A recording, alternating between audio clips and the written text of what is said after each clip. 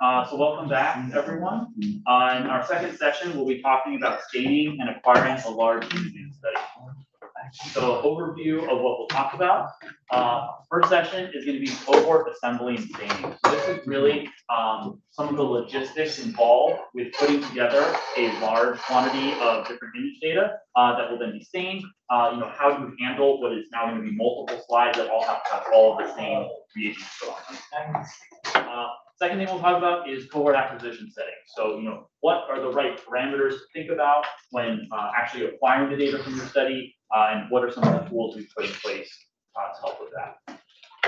The goal of this session is really to understand the unique requirements for generating tissue cohorts. Everything we talked about in the first session is kind of the day-to-day lab practice of validating antibodies, which will actually end up being the majority of your time. But conceptually, there's sort of like a division between the things you do when testing and validating reagents and the things you do when actually generating and acquiring data that you're planning on including for publication. And so we kind of use cohort as the keyword to say this is actually the images that we're planning on using for our analysis rather than everything in the titration testing pipeline. And so this whole section will be focused on some of the unique requirements that come into play when you have sort of these large cohorts that are being generated. And so for that, I will turn it over to Ben.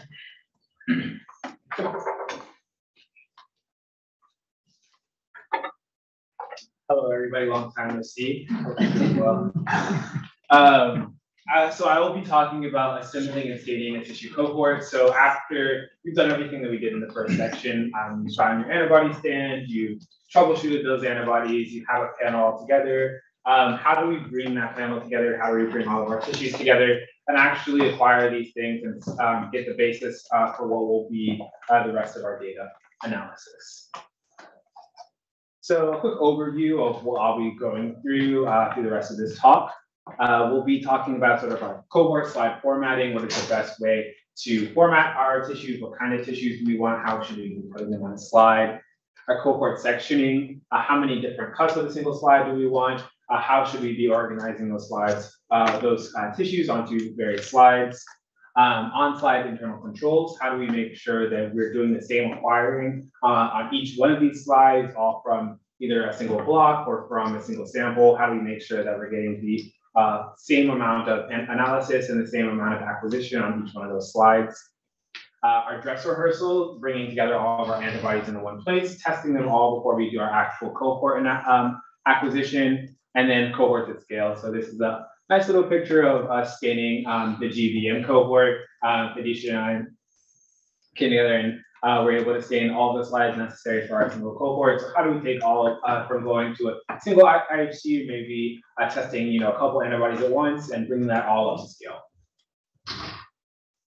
So one thing that I do want to talk about before going forward is sort of how we figured out what is the best way to be putting our tissues onto our slides. Hadeesha talked about this a little bit, but these are two different methods of doing this. The first is the TMA. And so we do this a lot within some of our cancer tissues. We did this specifically for our GVM cohort. We decided to go with the TMA.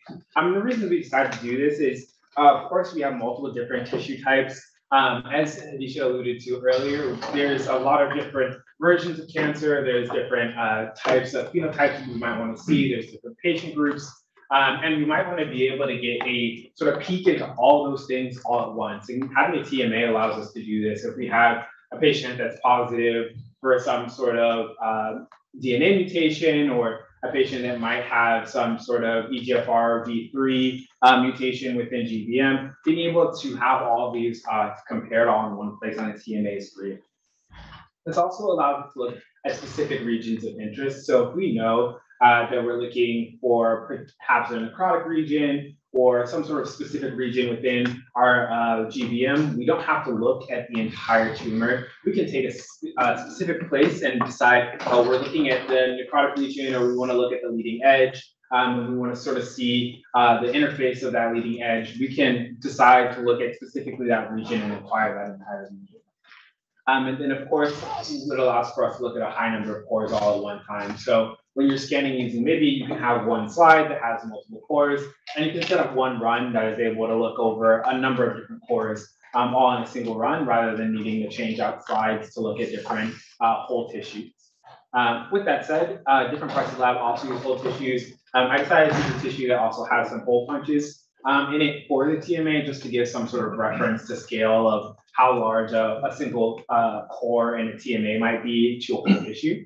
But so for example, in the TB or in brain sections, a lot of that might be whole tissue. If we're looking at an entire granuloma inside TB and we want to look at the whole thing, we can bring all that together. So this allows for us to see larger scale phenotypes you might not be able to see in a single core of a TMA. It allows for us to look for rare markers. If we have an IHC alongside of the tissue that we're looking for MIBI, we can look at that IHC, know specifically where a potential rare marker might be and find that, whereas you might be missing out some of those rare markers in a TMA. And then from there, we want to talk about sort of our serial sectioning for a single cohort. So if you decide between doing a TMA and doing a whole tissue, now how do we get these all cut in a way that makes sense? This is a quick little warning just for slide prep and sort of how we prepare these slides. Slides, just for common information, they're best stored under vacuum at 4 degrees. And stain slides, after you've done your staining, you can analyze them at sort of any point. But once you cut the slide and you have your tissue on a slide, you do want to be staining those as soon as possible. Within the lab, as long as we get all of their staining done within a month, we've seen no issues. But the sooner that you can get a cut slide stained, the better. And after it's stained, you can sort of save it indefinitely. But this is just sort of a PSA. When you're cutting and staining your slides, you do want to have your panel as close to ready as possible. When you start getting your slides together, you don't want to have those cut and sitting for really long periods.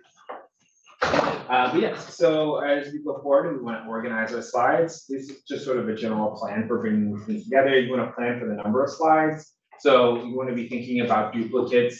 And so duplicates is just having backups, duplicates and backups, sorry. So you want to have duplicates just in case you might want to reuse a specific slide for another panel further down the line. Maybe you'll already have that ready. Or having backups for just in case anything does go wrong, you lose it, you break it, you drop it, you know, it happens.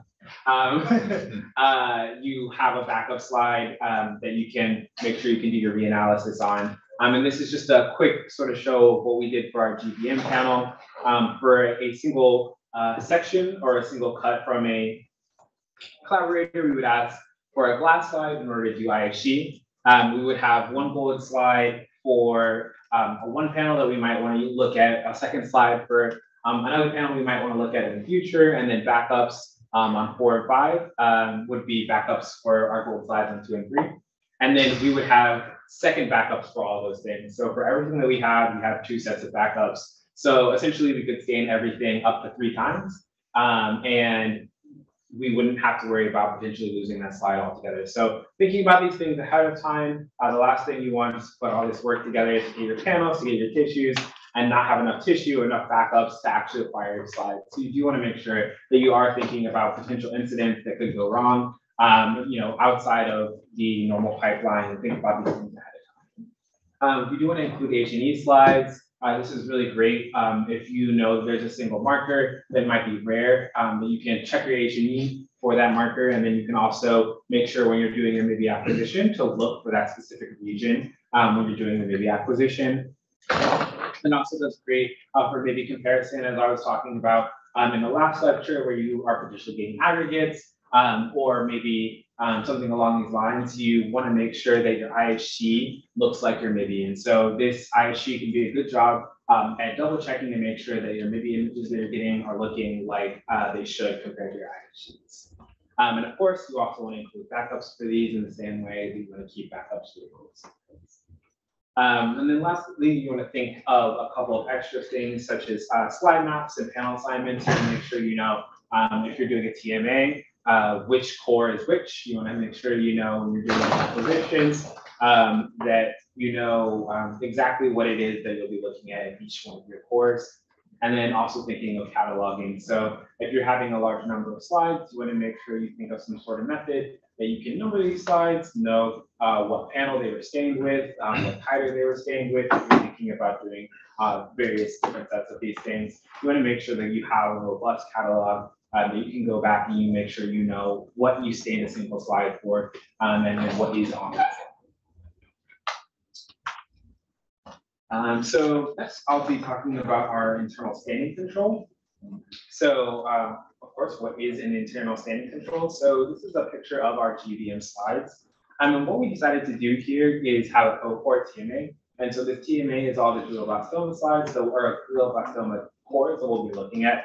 But at the very bottom, you'll see that we have our QC TMA. So what you can do here is you can make sure that you have on every single one of your slides in your cohort, you have a single TMA at the bottom that you can use to cross-validate across a number of different slides. So here, you can potentially have something like lymph nodes, thymus, the pancreas, or placenta, I can't read it from here. But you want to make sure that you have this on all of your slides. And then what you can do is make sure that your antibodies are showing up, and use this for normalization to make sure that your antibodies are showing up the same on every single one of your slides, that you're not getting sort of differential staining on each one of these. Because you have the same TMA on every single slide, your staining for all of these antibodies should be the same on each slide. And this gives you some sort of confidence that you're not losing an antibody on a single slide, because you can also see that this is the same on every single one of your slides. This can be a good test for sensitivity, along with just making sure something is showing up. We can make sure that it's showing up in the same amount on every single one of your slides. And then making sure you're not getting any sort of variations. It's a good also check for just general quality control. You do want to make sure that if you know an antibody should be staining a certain way on placenta, that it is showing up as it should on placenta and on every single one of these slides. So that way, again, you can have confidence in the rest of your TMA for being stained in the way that it should. This is going to be a really quick sort of idea on, now that you have all your slides, how do we go about staining these slides? And so what you'll do here is the method that we use in the lab is set things up. Go through very, very rough steps. I don't want to just be a protocol, but you'll be doing your deparaffинation and your antigen retrieval. From there, you're going to cover these slides and then add them to Sequenza. So we got some nice little pictures here to demonstrate that. What these are is, what you can see is it's a single slide with a slide cover on top of it. And what you can do is you can push the slides together with this cover, and capillary action allows liquid to cover up the entire slide. And then they're all stored in these little holders where there's different slots that will allow for you to hold both the slide and the slide cover. And what can happen here is after you've added your slide to the box, you can do your blocking and staining. So it's as simple as adding whatever antibody or solutions you need to the top entrance. And from there, capillary action will allow for the spreading of your entire buffer or your entire antibody solution across the surface of the slide. The times that we decide to do this, it's really great for a large number of slides. So if you're trying to do 10, 20 IHCs, or you're staining 20 or 30 cold slides all at the same time, this allows for you to very quickly get through a large number of slides by just simply adding whatever solution it is that you want to the top of your slide and allowing it to go down. It's also great for resource intensive stains.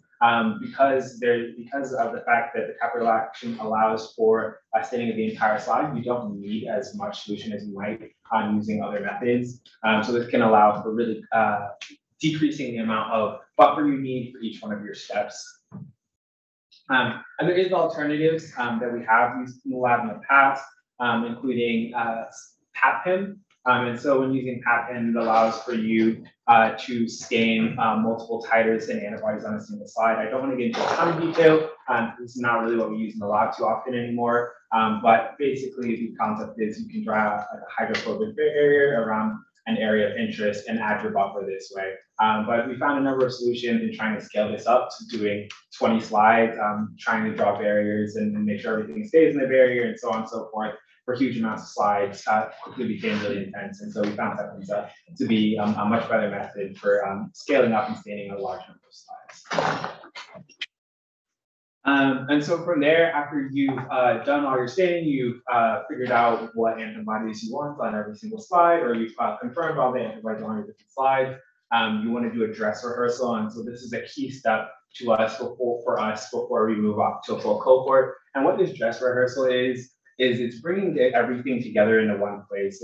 You've already validated all your antibodies, you've decided on titers for all your antibodies, but you might have done these in different separate places. You might have tested 5 antibodies here, 10 antibodies there, another 5 over there. And what we want to do is just bring all of these things together and make sure everything's working all in one place before we decide to stain a massive cohort of slides. We want to first confirm that everything's working. And so here's just like an example of a slide that you might use when testing all these things together. For our GBM project, we decided to use our QC TMA that Hadeesha talked about earlier, that was specifically made to be positive for all the markers that we had in our cohort.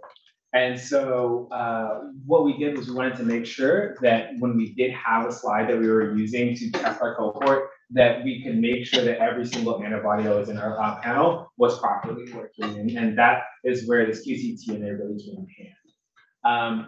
So what we can do here is we can just confirm everything. We can confirm the extra reagents that we might need. This is a good test for like the EDTA versus no EDTA, making sure that we're not losing signal on some of the antibodies that we shouldn't be losing signal on, and making sure that aggregates that we should have been getting rid of are actually going away.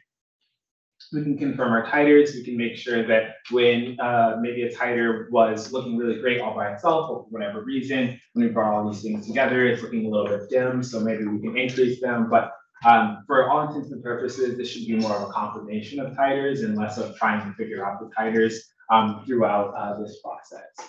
And then it also sets a baseline. So when we finally get around to analyzing our own data, we can look at our QC TMA as sort of a baseline for the brightness or the positivity of different tissues, making sure that they look the way that they should. And we can come back, and if we have some questions after scanning our cohort and looking at those, we can compare them to our QC TMA and know that our QC TMA is acting as it should, compare to see if any of our other further markers are acting as we believe that they should.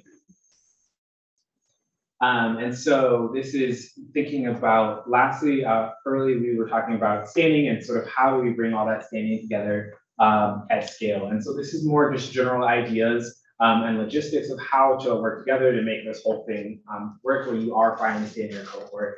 And so something that is really, really important is you don't really want to be staining a cohort by yourself. There's so many moving parts, there's so many antibodies, there's so many tissues.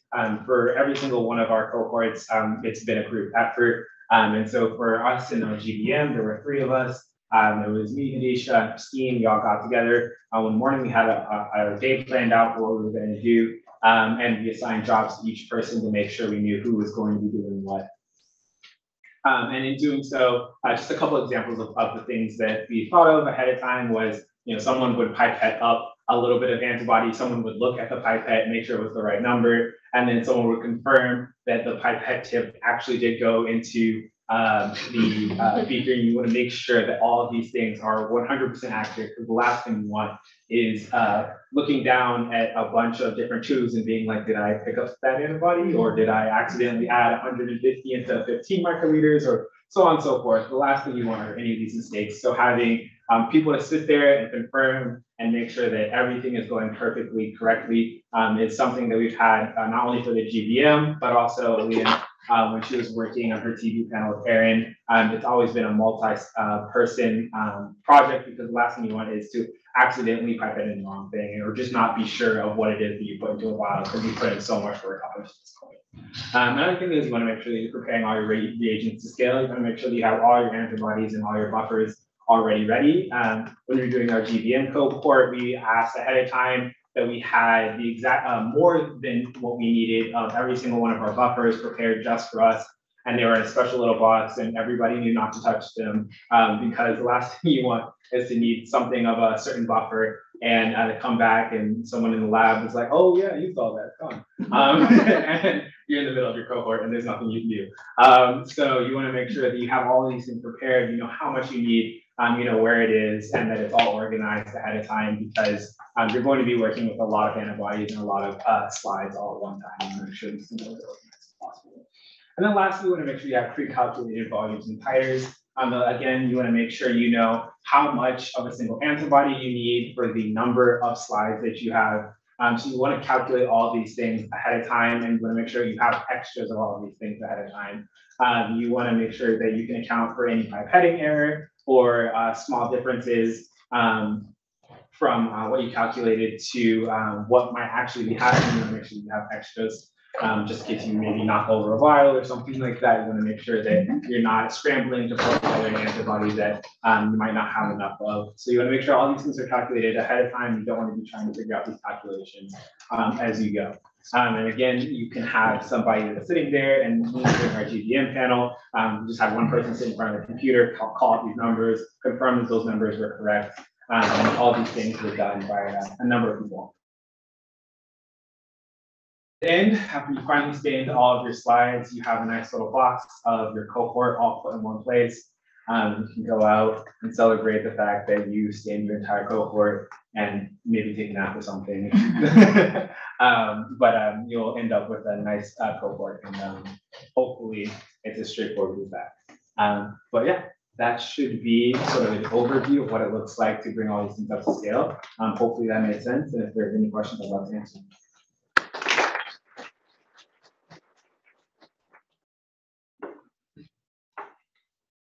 After you've stained, how soon do you guys try to image it?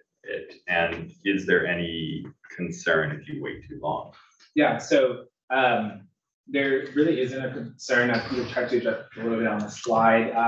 If you're keeping your slides under vacuum, there shouldn't be a concern at all over time length.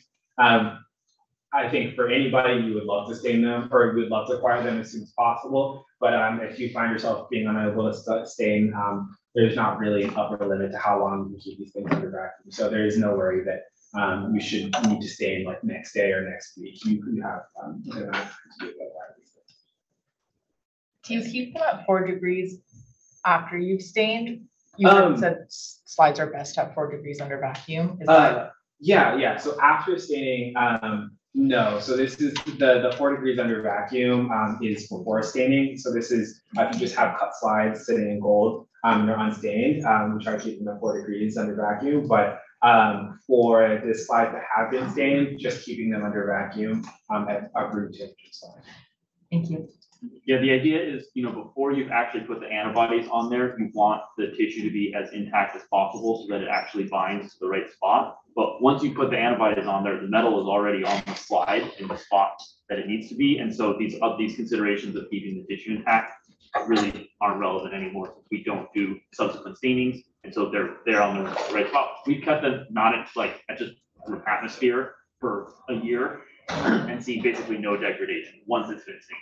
If it hasn't been stained yet, then that's where you need to be really careful in how you store them, because especially it's often the targets that are already the most finicky that are the ones that are most sensitive to these suboptimal storage conditions. So like KS67 is not suddenly going to disappear, but maybe PDL1 or PD1 is one of those ones that is much more likely to have problems. And so you want to do everything you can to limit the already sensitive targets from being further degraded. And just along those lines, it might already be obvious, but this is good advice for even if you're doing singleplex IHC, because this has to do with just the inherent stability of the epitopes. So, and just to kind of give you an idea of like what we do, one of the things that Ben mentioned is that we like to section additional slides that ideally we can store long term in case we want to come back and do like an experiment for responsive reviewers, or like maybe a new assay that is not available now, in the future becomes available. And for those, we have a system where like we vacuum seal them with an oxygen scrubber and a desiccant, and then store them at 4C. So that's kind of, if you really want to keep them long term, and not have the epitopes degrade, you kind of need to do stuff like that. Or you keep it in the block. Yeah, well, that's the ideal thing. The ideal thing is you just wait to cut it until you need it. But sometimes, and that's a good point, but sometimes because of, a lot of times you're working with collaborators and, maybe they don't want to send you the block, or you might not have access to the block later. So if you need to store recuts, that's what you can do. But to Sean's point, ideally, you just don't cut them until you need them. I have a question. I'm very curious, because this staining process, when you stain multiple slides, it's lots of efforts. Have you thought of trying some sort of automatic stainer that can stain all of them at once? No, it's for sure. You can use, auto stainers are great, and there's commercial systems like the Leica Bond that you can do that kind of stuff with. The thing is, and we should probably look at this more to get a better idea, but my suspicion has been with our stuff is that we do so many different stains all the time that I don't know if it would actually end up saving a lot of time and effort to implement them on an auto stainer, because it's not like we're running the same assay routinely over and over again. But to be honest too, like I don't know a whole lot about implementing custom assays in the bond, and so it might be advantageous to do something like that. Can you comment on the ability to rescan stained slides? Yeah, so I think after staining, we prefer to do a single scan on a single core. However, we have shown that it is possible to do multiple scans. However, the ability to compare like a first scan to a second scan is a little bit iffy. You don't necessarily want to be comparing the second scan on an FOV to the first scan, because you might have lost a little bit of that initial metal. But it is possible to do a second scan. Any suggestions on the appropriate cohort size? How do you pick the number of FOBs to acquire, and what is that decision based on? So that is really dependent on what it is that you're trying to do. I think for the GBM cohort, we have a massive amount of FOBs that we'll be looking at. I think already we have 200 something acquired, which is a huge number, but it is dependent on what it is that you're looking at and the questions that you're trying to ask. So I think there isn't necessarily a right answer for how big your cohort should be, but it's necessary to sort of think about how statistically significant your results might be if you have an N of 1, and then being asked sort of you only have a single core that you're looking at or a single tissue that you're looking at, what is your ability to sort of validate these things. So having multiple different patients or multiple different samples from different places allows you to add a little bit of statistical significance, being able to sort of have confidence in what it is that you're trying to say. So I can't really give a number, but do sort of think about what you might be asked and what it is that you're trying to answer.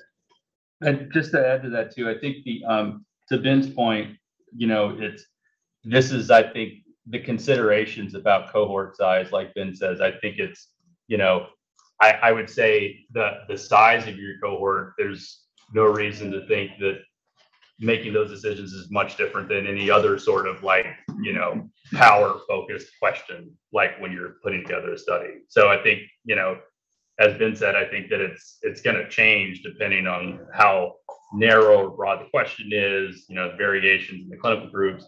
I think one of the things though that is, I think, a very good thing to plan for is that if you're someone that doesn't have a lot of expertise in tissue histology or tissue pathology, the quality of the data that you will get will probably be dramatically improved if you're collaborating with a pathologist that can help you. Because the real question is, it's say you've got your patient cohort, right?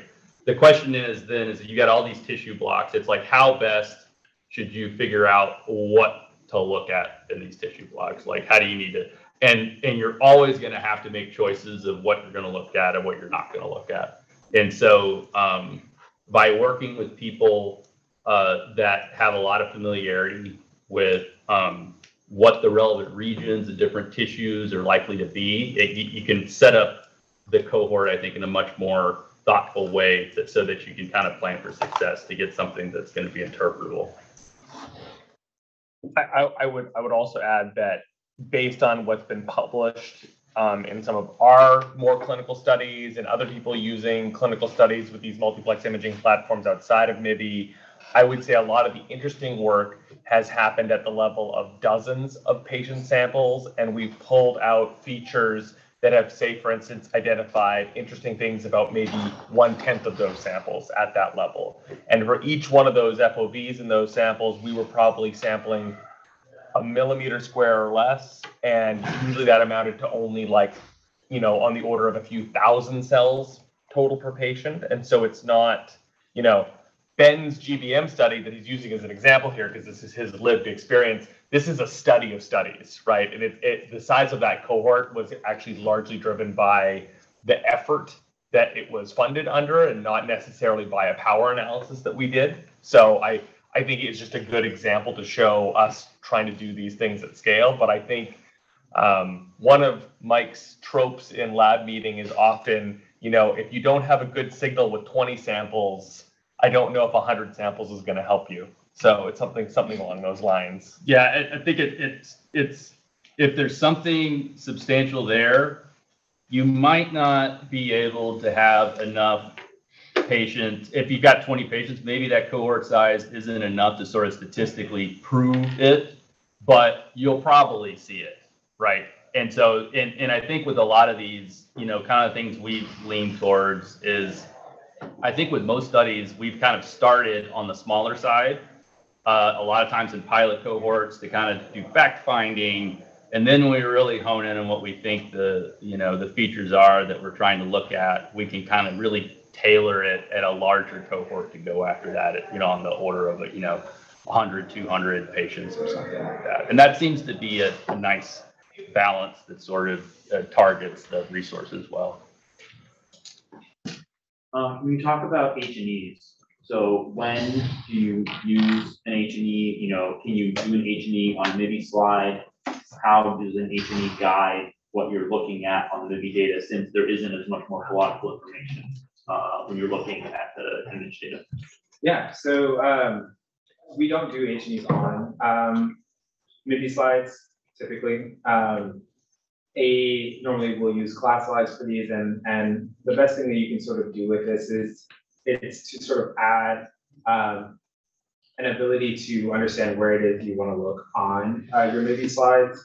I think normally we'll use our H&Es as like maps in the sense that when you're looking at MIBI image, as Hadeesha was talking about earlier, you're typically looking at like a 400 by 400 or an 800 by 800 view, which means you might, if you're looking at a whole tissue, might not be able to get the whole thing. And so you can use your H&E staining as sort of a map to be able to direct where it is that you want to look at your entire tissue. Again, it also just sort of works a confirmation that you are getting sort of MIBI images that are able to be revalidated by their subsequent stains.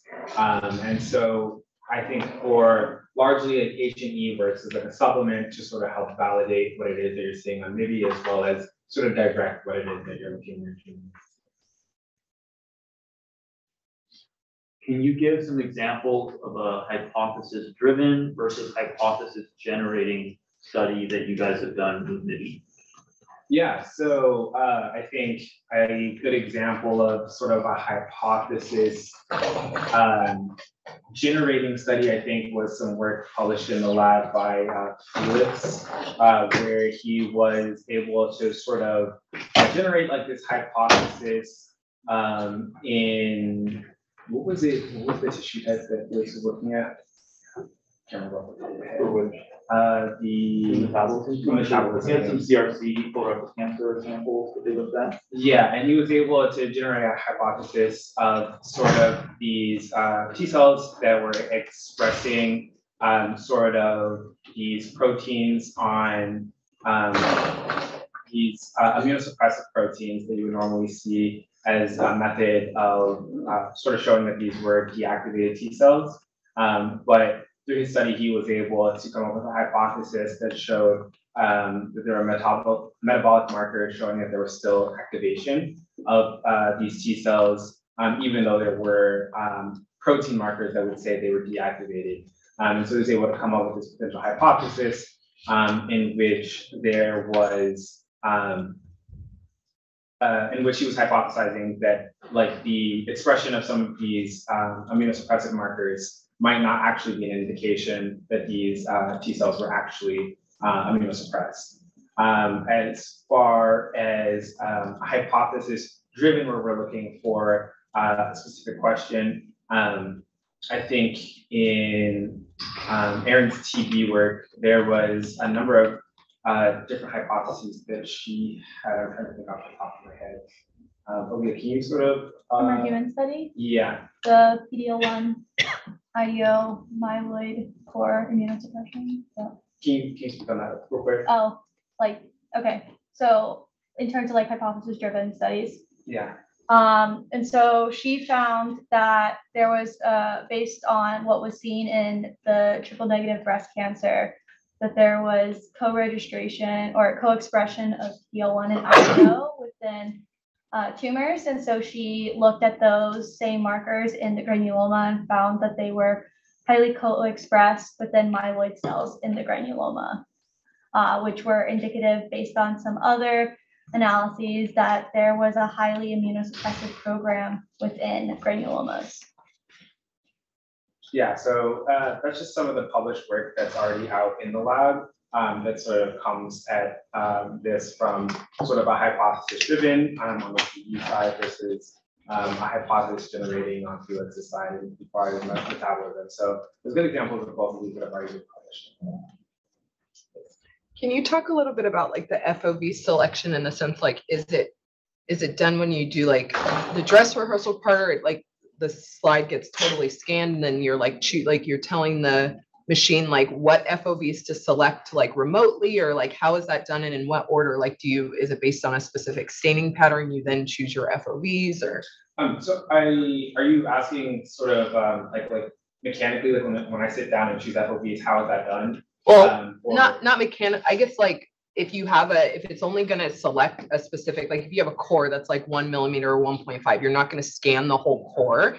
So when you're choosing, is that done at the point where you've already validated everything and this is like your MIBI run, like everything is done and you're choosing an FOV, or have you guys like pre-selected it based on H&E, or like how does that work? Yeah, so I think this is really dependent on sort of, again, like that TMA versus whole tissue sort of question. I think for a lot of the TMAs, the great thing about a TMA is you might be able to actually scan the entire core, depending on whether you're doing a 400 by 400, 800 by 800. For a lot of our cores that we've looked at, we've just been able to scan a majority of the core.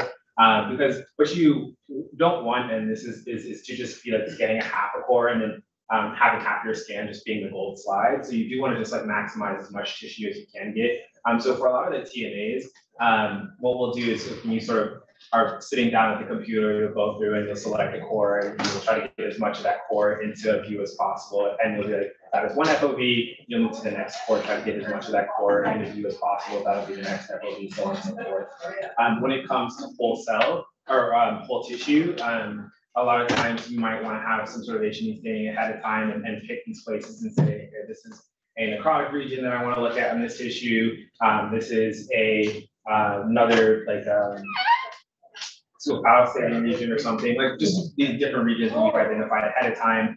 And like you want to get those scans. Sometimes if you're doing whole cell, because you can't get the end or whole tissue, because you can't get the whole tissue on, there might be some sort of pre-planning there. But what you can also do is you can scan the entire tissue and tile it together and have like one image of that entire tissue. If you would prefer to go that method, but FOV selection can kind of depend on what it is that you're looking at. And the next talk will be on that. Oh, okay, sorry. Awesome. Thank you, Ben. Okay, perfect.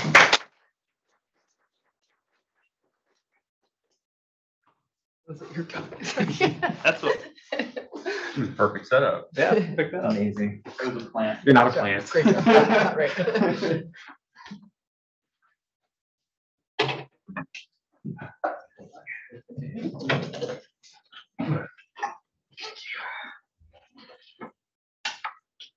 All right, so I think the questions that we had in the last session was really gearing up toward this one, which is, once you have a cohort stain, how do you go about acquiring? And so for this talk, I'll talk about how do you set up FOVs, how do you navigate a TMA and select those FOVs on the FOV scope, and then what kind of imaging mode would you select, including the FOV sizes, when you're acquiring your cohort data. So a lot of this are based on the GBM study. And so at this point, when you're about to acquire a cohort, we made the assumption that you constructed the panel, you validated it, you built your cohort, and you've stained your cohort as well. So these were sort of all the talks that we had this morning. Now, you stained your cohort, you're ready to go, and you pop in the slides into the MIBI scope, and this is sort of the user interface you'll see. And the first thing you'll see is a sort of static optical image that was taken of the slide. So this is just a picture that's not really dynamic or moving, but it gives you an idea of where every core is. Now, just to give you perspective on the size of this, each one of these cores on this TMA is 2 millimeters in diameter, or 2,000 microns. And like Maxine was saying, the size of the FOVs that we select on MIBI is usually around 400 by 400 microns or 800 by 800. So you can see that we're not really covering the full core, but sometimes, when Ben was talking about some of the slides, those were 1 millimeter cores. So those would sort of fit around the 800 by 800, and you're capturing most of the core. So how do you go about selecting, what region of this core you're going to select, and what area within the core. So now our optical image, in terms of like just looking at the slide under the microscope, yes, it is working. So if you do an H&E stain, you can see all these kind of features. Hope you can see it. So an H&E will stain sort of nuclei and cytoplasm. You can see cell density. You can see cell morphology. You can sort of navigate to each core, zoom in, sort of zoom out, see what regions that you're interested in. So maybe a high tumor region where there's sort of a normal tissue. So that was an example of normal brain where there's a tumor region, and you have sort of all this context to go about to select the region that you want to look at and focus on. But maybe what you get is something a little bit different, and that is what we call a secondary sort of electron density map.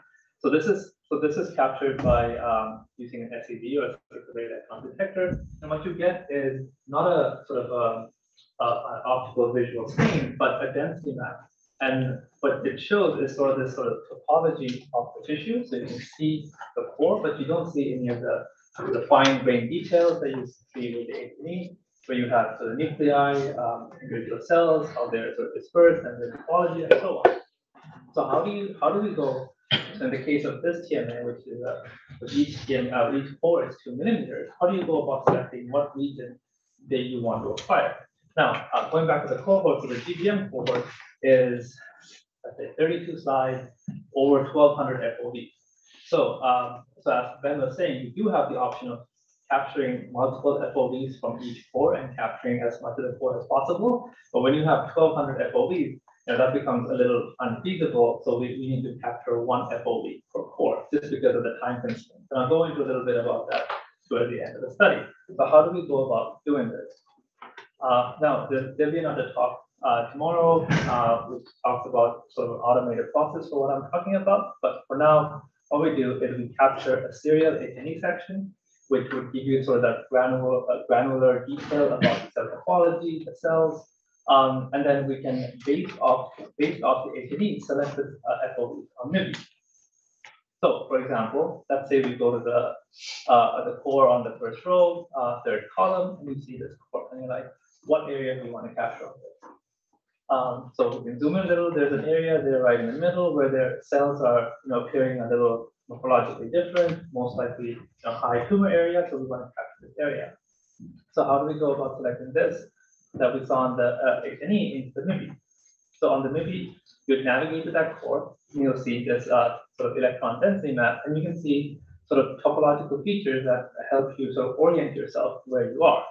So in the HNE, you can see that there's at the edge of this core, there's sort of a broken tissue area, and you can see that in the SED image here as well on the MIBI. So you can use that to relatively position yourself and capture the same area that you would like to capture. So these boxes here are 800 by 800 micron FOVs. All right.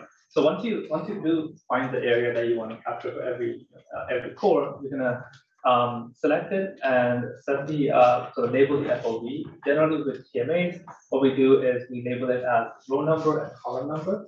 So in this case, in the last example, it will be sort of row 1, column 3, or R1C3. Now, you can imagine that if you have a TMA with a lot of cores, and you have What you do? but if you have a TMA with a lot of cores, and you have a lot of TMAs, you don't, I mean, it's likely that you may make a mistake when labeling each core as, you know, R1, C2, or so on. And it's really hard and a massive pain to go back and actually confirm, did you actually label this core correctly? Because you're not getting a whole lot of context when you just see, you know, a MIBI image. So to help with this, our lab has developed a few tools, including a notebook that would allow you to sort of double check your names, make sure that you've properly named them, and also sort of randomize the acquisition order, which I'll get to. So how does this notebook, so before I go into sort of the higher level of this notebook, the actual rundown or the walkthrough of these notebooks, you can find them on the pre-recorded lectures, and Alex, I think, did one, and it'll also be available during office hours if you have any questions on the actual mechanics of running the notebook. So you set up your manual FOV. So how does the notebook confirm that you actually labeled the ports correctly? So what you do is you tell the notebook what are the corners of the TMA. So this is highlighted here in the X's. So those are the 4 corners of the TMA. Then the notebook will generate sort of this. Can you see the grid there? Yeah. Yeah. Okay. It'll generate this grid, and then it'll sort of automatically generate FOVs that should be in between those regions. And of course, you have to tell us the number of rows and columns that should exist there. So now you have sort of an auto-generated map of where each core should be. Then you'll overlay your manually assigned FOVs, and we'll double check the X and Y coordinates to make sure that the R1C1 was actually in the auto-generated box of R1C1. So it double checks the names. The second function that the notebook does, it also randomizes the acquisition order. So you don't really want to acquire the TMA from top to bottom sometimes, because if there are any staining artifacts where sometimes maybe a gradient was created from your staining, so it'll look like as you're acquiring the TMA from top to bottom, your signal sort of goes down or goes up. So to decouple that from the instrument performance over the run, we randomize the acquisition order. So that this is the combination. But so this one is an example of when you're not acquiring a TMA, but you're acquiring a whole tissue. How do you go about sort of setting up FOVs here? So this one, so this is a tile run notebook where you can tile that entire region that you want to acquire. So not doing core by core basis here. So the way you go about doing this is you tell the notebook the top left-hand corner of the tile region that you want, and then the number of columns and rows that you want, and it'll auto-generate the region of tiled FOVs and fill that space. So you don't actually have to manually set up these FOVs. So with that, now that you have set up the FOVs and you're ready to go, what imaging mode do you select? Now, before going into MIBI, this applies to any kind of sort of imaging technique, including confocal or super resolution or MIBI, is that you sort of measure the performance of the imaging based on some of the criteria here that I've listed: the speed, resolution, and sensitivity. Now, it's really important that no instrument, no matter how advanced it is, that you can simultaneously have optimal performance of speed, sensitivity, and resolution simultaneously at the same time. There always has to be, a compromise. And In the case of MIBI, like what do you compromise? So for MIBI, we have 3 imaging modes, coarse, fine, and superfine. What you're changing with those is the resolution. So if you're changing resolution, that means you have to compromise either on sensitivity or speed or both. So in the case of MIBI, what we're compromising is on speed. As you increase the resolution, going from coarse to superfine, your time also goes up. So you're spending a lot more time imaging as well. Now, just a caveat here, even though coarse is called coarse, we don't really view it as coarse.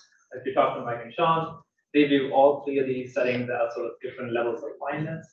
And I'll show you in the next image what I mean by that. Because most of our cohort data is actually acquired at coarse. And at coarse, you can see these images where we're still able to, very well resolve different, subcellular compartments, going from nuclei, membrane, cytoplasm. And on the top example here, you can see CD68, which stains the cytoplasm, CD45, staining the membrane, and you have dsDNA staining the nuclei. So you have this sort of granular separation of subcellular compartments. Similarly, at the bottom here, you have lymphocytes, which are typically one of the smaller cell types that we're looking at. So that's marked by CD8.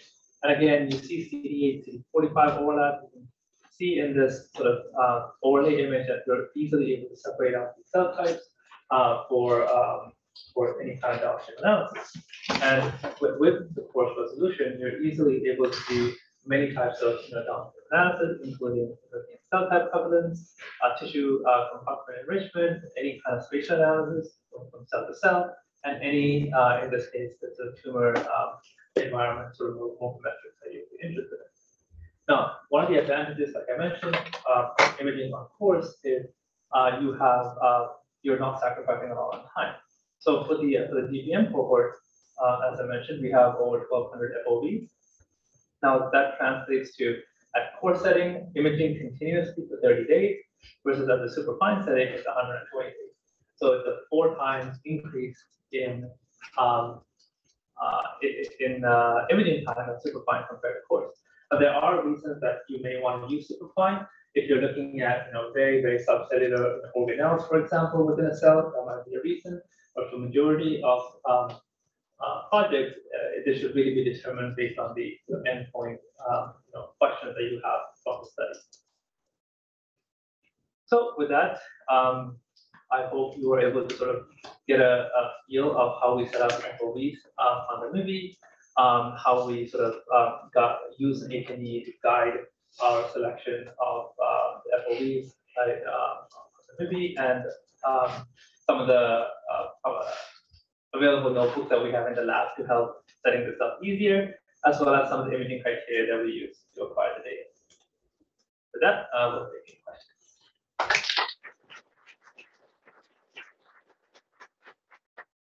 Probably a weird question, and I'm very, very new to this, so I'm sorry, this is super basic.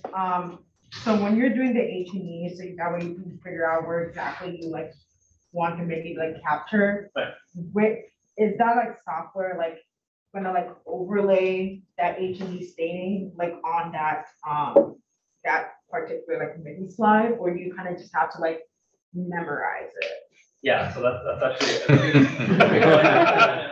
leads to one of the presentations that will happen tomorrow. But the way we do it now, because they're serial sections, they're literally 4 microns apart in thickness. So the cell types that you will see in H&E, you're most likely seeing in the MIBI image as well. So you can literally on your laptop pull out the H&E image. Okay. You can look at it and you can sort of look at these sort of morphological features the hair on the core. You can sort of recognize the core on the MIBI as you see it on the H&E, and you can navigate to that region where you want to acquire. So if you don't have to memorize it, you can actually look at it, but it's not automated. But I believe tomorrow, Thursday, there'll be talks about how to actually select the FOV on the H&E and then transfer that directly over to the MIBI, where you don't actually have to navigate yourself to the region as well. And then a quick follow-up. So are you able to I guess I don't know if the term is highlight or capture multiple FOVs on one core, or can you only do one FOV per core? Yeah, no, it's totally up to you. So it really depends on your study. So if you have many cores to acquire, like if you have 1,200 cores, for example, if you acquire one FOV from each core, it's already going to take us 30 days to acquire the whole cohort. But if you wanted, you can acquire, for example, in this case, maybe one at the top and one at the bottom, and you can still capture, without capturing all of the bare slides, still capture 2 FOVs per core. But it's really dependent on your. Can you stain the H&E core for something like PDL1 and then look for where it's enriched and then focus your MIBI imaging on that? Absolutely. So instead of doing the H&E, you can do IHC for PDL1 Okay. as a serious section, because if that is like, the cell type or the marker that you're interested in capturing in the data. Yeah. So for the GBM cohort, so we have many different centers that are sending the cohort, and one of the ways that they've selected the core in the first place is by doing a CD45 or CDP IHC, and then based on that, within the larger tissue, select the region that has the most immune cell infiltration or the least, and then build the TMA based on that. So it's very similar to that concept, but you can do that as well. And I think on that too, again, this is where working with a pathologist can help a lot, because the pathologist can do a lot of that just off the H&E. They don't necessarily need to even do the IHC staining. I'd also say that I think practically most of the time, especially like a lot of the selection happens at the coring level, and once you have the core, most of the time that's like a perfect core right there, right? Most of the time, you're actually just avoiding the holes. That's how where do you put your FOV? It's like where the hole isn't. And so I think from a practical standpoint, it's more just lining things up. And yeah, I mean, I think this is one of the big advantages of a TMA study is that if it's, and I think GBM is a good example, which is that, the tissue morphology that goes into deciding what's tumor and what's not is actually like pretty subtle. And so if you have someone like a neuropathologist that does this on a regular basis, and they've selected the cores for you, then it's sort of like it ultimately takes out a lot of the guesswork when you're acquiring the TMA. That's another big advantage, is that by having that expertise in the front end when you're constructing the TMA, that gets propagated down to the rest of the study. And you can use the TMA to ask smart questions, right? It doesn't have to be one core per patient. You can put 6 cores per patient, right? I can have the center of the tumor. I can get near a necrotic region. I can have them select a punch that's near the tumor border, so I can understand like what that might look like. So you can kind of work with the folks that you're designing the study with to kind of, it's a feature. It's not and this actually makes it a lot easier, as opposed to just taking a whole sample and scanning it at the beginning of the study and then trying to figure out after the fact, well, what questions do I want to ask about the biology? And we definitely do. We've had studies where it really was necessary, instead of doing TMAs, to do large tiled scans, like with a lot of stuff that Sean's lab does, like looking at like entire hippocampal tissue recuts and like the stuff that we've done recently, and looking at really large intact granulomas.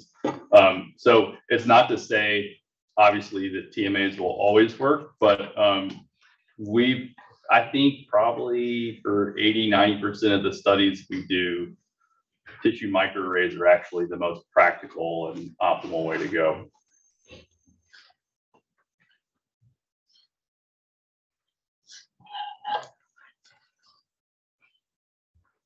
Do you have images comparing coarse and superfine? I do not. But, okay, let me rephrase the question. How do you decide that coarse is okay to use for all our studies, and how come we're not using superfine? Right. Yes. So as I mentioned a little bit, I touched on this before, is that at coarse resolution, you're able to detect, or you're able to separate out subcellular compartments, including the cytoplasm, the membrane, and the nucleus. We actually don't go any, at least for the study that that I'm doing, we're not looking at any subcellular organelle kind of compartments. But I believe we have talked about this. If you were to segment out cells that were captured from coarse versus superfine, you'll see almost no difference in that. But if you, again, really zoom into an image and look at like structures, organized, that whole kind of thing, you will start seeing differences between Superfine and Course. Aaron McCaffrey actually compared these head to head and I did, had to reach her. yeah, and they actually did clustering with both and couldn't see a difference I in can terms of provide the slides for self-classification. the panel this afternoon if people want to look at the differences as well as how it impacts segmentation. Thinking ahead to publishing, what are the ways you set yourself up for success ahead of time and like the review process and what do you need to set aside in anticipation of potential reviewer experience? Oh, that's a very broad question. I don't think that's a very maybe specific question. Now we're talking about like, so I guess like this goes back into some of the questions about hypothesis driven, which is you know, whether you generate a hypothesis. You have to think about this starting from the panel design part, where when you design the panel, are you looking for something very specific in your cohort, along with also designing the cohort to answer that question. So if you're thinking about publishing a very specific paper on a, let's say in the DM case, you want to look at, you know, how does anti-PD-1 treatment affect myeloid cells in the brain? Then you want to make sure you're capturing those kind of compartments in the TMA. And then you want to build your panel that, you know, that has markers to answer those questions for you and have also enough power, so enough patients that we talked about to have enough statistical significance for any kind of comparison. And then from there, I guess, make sure your data is reproducible. So that's why we spend a lot of time with the antibodies and validating them to make sure that, you know, somebody, we're not capturing the artifacts. There's a lot of cases where tumor specifically likes to stick, or antibodies like to stick to tumors. So you might have this like, hey, I found this expression of, you know, massive amount of PD-1 in the tumor, but then you actually look at it, it's just the antibody non-specifically binding to the tumor matrix, which is, you know, that's sticky. So you want to kind of avoid those pitfalls. I think we've kind of laid out in the beginning how we're very stringent on the validation of the antibody. So we can, you know, when it comes down to reviewer comments, we're like, do we actually trust that signal? What we do here is our you know, QC that we've done to validate that signal and so on. Yeah, I think there's many things that you could do in a project to make sure that it gets published. Question about the resolution. I saw you use the 2+, 3+. Is there a length scale that, you know, you can give us to have an understanding about what, you know, resolution it takes at the course level in terms of the nanometer or micrometer, and is it the fine, super fine, like 2 times or 3 times better, things like that? I think this one. This one's a good one, I think. So this is slide. So the size of the spot for force, or the minimum resolving power, is 0.65 micron, and for superfine it's 0.39. So going from force to superfine, it's like force to fine is like a 30% decrease in spot size, and from fine to superfine is another 30% decrease. But I put those sort of, you know, sizes in the context of, you know, relatively how big the cells will be. So like That's a small cell. That's a lymphocyte. That's a lymphocyte. So the 5 micron over 2.5 micron in radius cell is a lymphocyte. And then the large cell on the top, which is the 5 micron radius, is like a monocyte roughly. So even at course, you're capturing like, you know, how many ticks or how many course like spots fit in like a lymphocyte. We're looking at more than, you know, dozens of those. So the resolution for this is why Mike and Sean talk about how force is still fine. Like it's just a different level of fine. I don't think we've ever said it that well, though. That's really good. Force is still fine. Yeah. Yeah, that's a t-shirt. No, I think this is a case where the names for the presets have probably not matched up 1-to-1 with their use cases. If anything, you know, it would be great to get a course preset that's actually a lot lower. Yeah, we need like something like, we need like chunky or, you know, at least super coarse. Because like, you know, if you drop the more you drop the resolution, the throughput goes up pretty dramatically. So, you know, if you drop it to something like a micron or 1.25 microns, the throughput goes up, you know, something on the order of 6-fold. So it's, Yeah, because remember when Hadeesha showed, the reason they didn't acquire on superfine is because it would take 4 times longer. It's not 4 times sharply.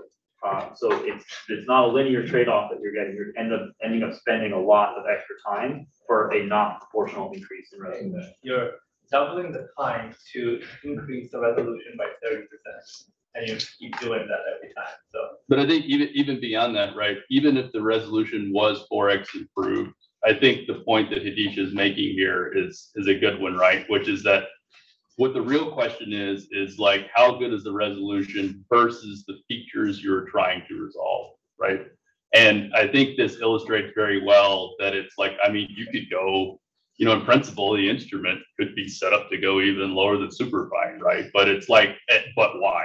Because it's sort of here, because essentially, this is the other thing with, if you're using like FFPE tissue, you know, by virtue of the way the tissue is preserved, many of the features that most people, you know, that you would want to resolve that are going to be much finer than say 0.5 micron are actually distorted in the way that FFPE is fixed anyway. So it's sort of, you know, it starts to beg the question of why to even go much lower than that. Okay, that's all we have time for now. Thank you, Hadeesha.